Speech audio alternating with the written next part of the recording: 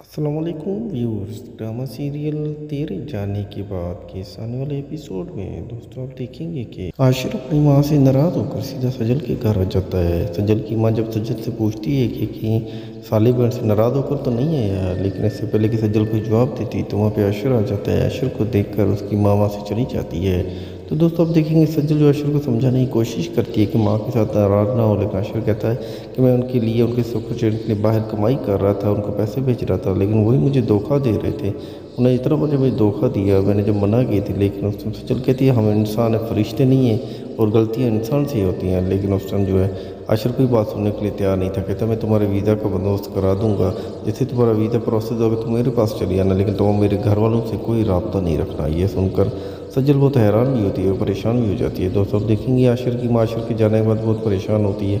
आशिर का कोई अता पता नहीं था। जब वलीदा उसके पास आती है तो वलीदा कहती है कि तुम मुझे आशिर ढूंढने में मेरे साथ मेरी मदद करो, तुम मेरे साथ चलोगी, हमने आशिर को ढूंढना है। दोस्तों देखेंगे लेकिन वलीदा इनकार कर देती है, कहती मैं अब आपकी कोई मदद नहीं करूँगी, आशिर भाई ने मुझे पहले ही बहुत बातें सुनाई। इतने में वहाँ पे फरीन आ जाती है। फरीन कहती है कि तुम जो है ना बची है तो बची ही रहो, हमें तुम जो नसीहतें कर रही हो, हमारी माँ बनी कोशिश ना करो, जो काम तुझे कहा है वो करो, अगर नहीं करना तो यहाँ से चली जाओ। दोस्तों अब देखेंगे कि उस टाइम जो है अपने फरहीन जो है वो उसको समीर को कहती है कि कुछ दिनों के लिए तुम यहाँ से चले जाओ। समीर जो है वो अपने एक पुरानी गर्लफ्रेंड के पास आ जाता है और उसको कहता है कि मुझे कुछ दिनों के लिए अपने घर में रहने के लिए एक कमरा दे दो। तो उस समय वो उस पर मुस्कुराती और कहती है कि लगता है कि तुम्हारी बीवी ने तुम्हें घर से निकाल दिया है।